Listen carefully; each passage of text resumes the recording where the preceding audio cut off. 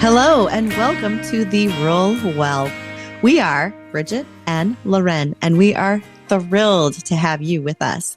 Whether you're joining us while changing a diaper, feeding cows, or trying to get to your next committee meeting, we had the well-being of rural areas like yours in mind when building these episodes. We know the ag industry has its challenges, but we are right here, right alongside you, and cannot wait to connect and inspire one generation and legacy to the next. Let's get started. Loren, it is so good to see you today. What are we going to talk about? Oh, Bridgette, I am so pumped. This is our inaugural podcast. And you and I have been, how long have we been chatting about this? Pretty much the entire winter. I think so. It feels like it's almost been a year since we started chatting and talked about the idea of a podcast. And so today is literally our opportunity to introduce ourselves to our listeners, which we're super excited to do. We're really excited to connect with everyone who listens, whether you're a farmer or you're a rural member, or you're someone who's just totally wanting to learn more about agriculture and what agricultural sector's facing. Then we're excited to have you join us. So my name's Loren Van Ewyk, and I have the absolute privilege of farming in southwestern Ontario. And we raise lamb. We also have an on-farm bakery where we use our farm produce and our baked goods. So right now is sour cherry season for us. So sour cherry pies are hot out of the oven regularly. So I'm also a PhD student at the University of Guelph, and that has just been an incredible experience. I am so thankful that I've had the opportunity to really study. And part of those studies are learning about the impact on rural health after disruption.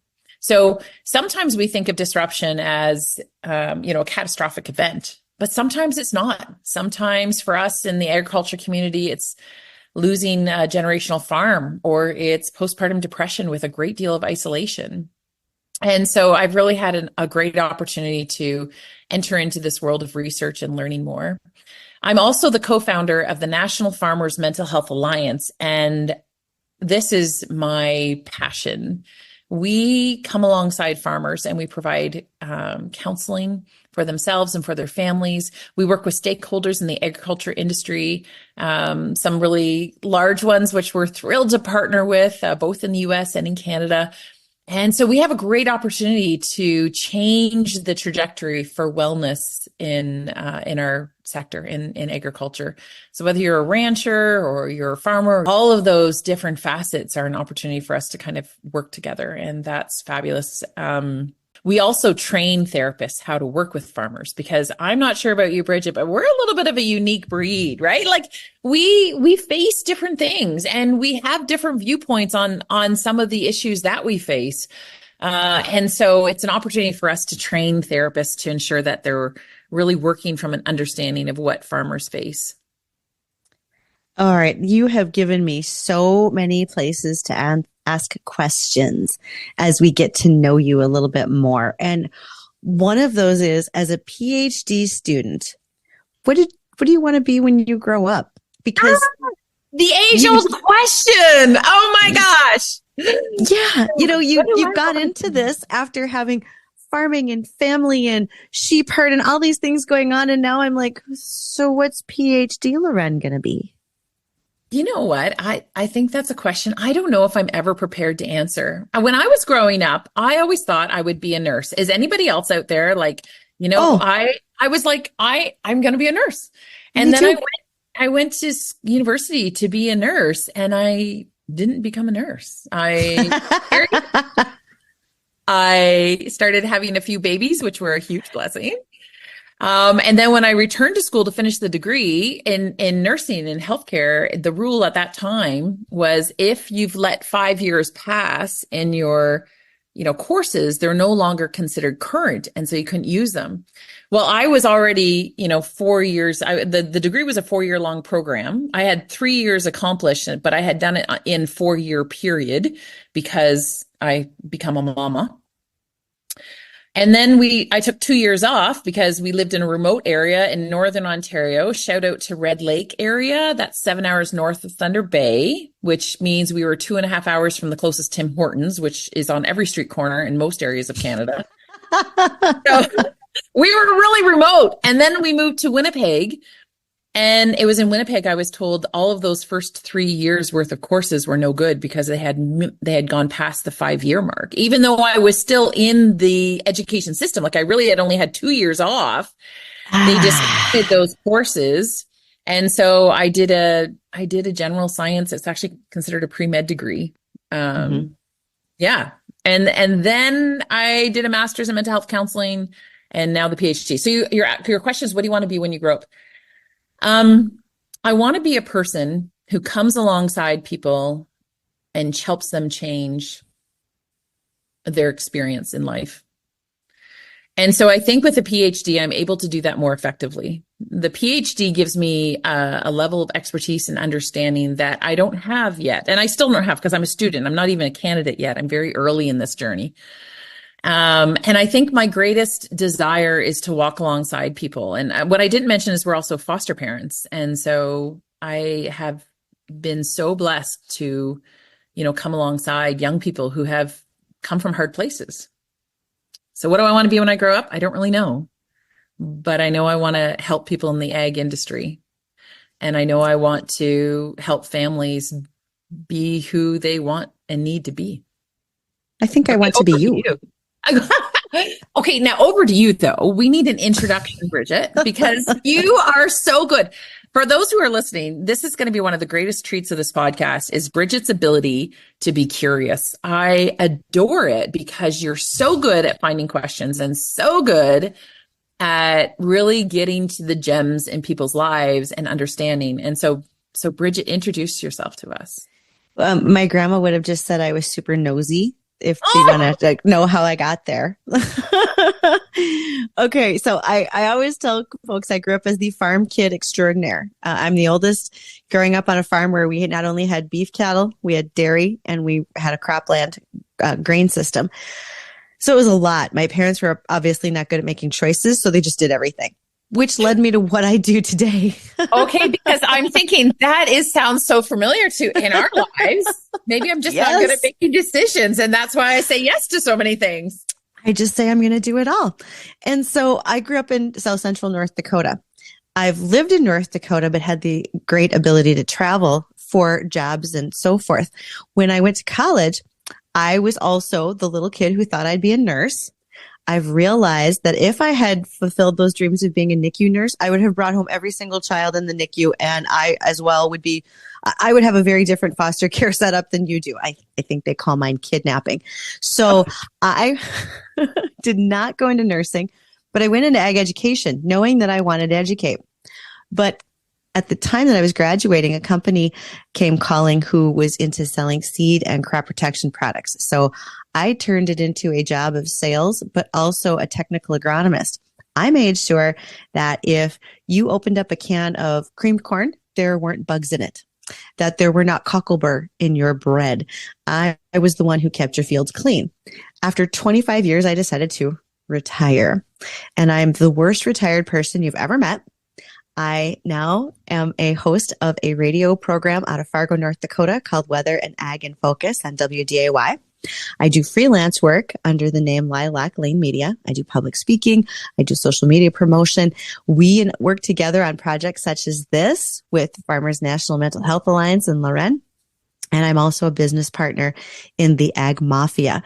We are 3 crop consultants / agronomists who spend our time in actual field production situations with farmers, how to control problems in their fields, how to improve what's going on in their fields. We even write research trials for other companies. So I get up every day and do something different every day. I think that's one of the beauties of that life, though, is we get to do something different. it's interesting to me when we talk about ADHD, and this is totally a sidebar, which we might cut out, everybody, but That's okay. We'll be fine. interesting enough, along the DNA of farmers, we're more likely to have ADHD. Farmers are more likely to have and so people will go back and say, oh, is it the farmer? Is it the hunter kind of mentality, all that sort of thing. But I think it's one of the benefits for those of us that like to dip our toes into many different pots is in agriculture, we get to do that. And so I'm really thankful for that opportunity. Because those of us in ag, it is such a varied industry. Mm-hmm. Are you part of a livestock production enterprise? And then let's break that down. Is it sheep, goats, cattle, hogs? But then if you're over here in a cropping system, and we are on the prairies of North Dakota and Manitoba, mm-hmm. Saskatchewan, this region, we're very well known not for our corn and soybeans, but for our wheat, our barley, our canola, our lentils. And then that also leads into all these other sidelines in agriculture that we don't think about: food processing, forestry, fish farming. And then you and I look back and think, what about the human aspect of it all? And that right there explains our differences and what we should do every day. Yes, so true, so true. When I think about agriculture and I think about the podcast and where we're going and what our goal is, I'm curious, Bridgette, what would you say the goal of this podcast is? Or what is your overall goal in participating in being a co-founder and a partner in this type of a podcast? I really feel that you and I are helper leaders, if that's any sort of a term. We want to be leaders to show others resources and direction by helping them. We don't want to be in front necessarily, but beside. We want to share with folks the things that we have learned and that we know. There are topics and headlines that we're going to come across that we want to discuss that we've read or have been given to us by others. I have so many notes already of things for us to share and make sure that others are aware of. That's where I want to go with it. How would you describe it? Well, very much the same way. And I think that's one of the reasons why we gelled together so well, is because we have a very similar vision. And I find in my work with farmers, what I didn't mention earlier is I'm a therapist. So I'm a registered social worker in the province of Ontario. And so I actually work hand in hand, kind of side by side with farmers when they're dealing with succession planning or when anxiety is preventing them from being able to really enjoy farming again. I actually just wrote an article with my advisor at the University of Guelph. His name is Dr. Leith Deacon, and I'll probably refer to him from time to time because he's just such a great body of knowledge, and I really appreciate his wisdom and leadership. But we just wrote this article for a Gateway Center of Research and Excellence. And basically we're talking about resilience in that article, but we actually talk about the dark side of resilience. And what I'm finding in ag is so many farmers have had to be resilient for such a long period of time. It's become a muscle that's actually been overused. And I think the idea with this podcast is to allow farmers to actually embrace vulnerability, right? Like it's actually okay that we're not okay all of the time. Yes. Yes. So completely separate from what you and I do in this podcast. I have the opportunity to work with a small group of others over on X, one of our social media platforms, where every Wednesday we post something in relation to the hashtag, it's okay to not be okay. And boy, do I have topics just from that. I can't wait for you and I to share how important it is for folks to just be understanding that it's okay to not be okay. I heard it just yesterday from a farmer friend saying, but I'm a man. I can't let these things get me down. Hold on, honey. We got some things to share about that. Yeah. So much of that is found in a generational process too, which this is like so fascinating to me. And no, for those of you who can't see me on the screen, because this is obviously an audio recording, although we're taking some screenshots, but I am like so in awe of how we got to this place where men and women don't feel safe enough Mhm. I am not okay. How did we get here? By years and generations of inflexibility. As a Christian woman, I don't want to blame that or bring theology in, but we always learned that we had to be upstanding. We had to have that firm spine. I don't ever remember as a good little Lutheran kid being taught that it was okay to be sad. No. Yeah. We had to do better for others. We were going to be missionaries out there in the world. When did we ever take the time to teach others that it's okay to take care of yourself and not always be all right? We never did that. No. And I think you're right. Generationally, I think of post World War II when there was a huge influx, and people who had been exposed to horrific things in World War II and came to this nation with sure determination. Mm-hmm. It was costly. It was costly to their wellness because they couldn't ever be not okay. That was too risky for them, right? Yep. But yeah, well, those are some things we're going to be chatting about on the podcast. Okay, I can't even give a list of things that we're going to talk about because we're going to be here for another 20 minutes. So here's the situation. For those who are listening, you made it through the first one. It is time for us to start going through episode number 2 and bringing you all of the ideas and insights that we have. Buckle up, hang on for the ride, but this is going to be fun. So we look forward to seeing you on our next episode. Bye, everyone. Hey, folks, we are so glad that you joined us on the Rural Well, and we hope that you found a nugget of wisdom in our chat today. But listening to our podcast is a drop in the bucket if you are struggling. So we encourage you to reach out in whatever way you are able to ensure that you get the help that you need to thrive. If at any time you are in crisis and cannot keep yourself safe or your loved one safe, please call 911 or visit your nearest hospital.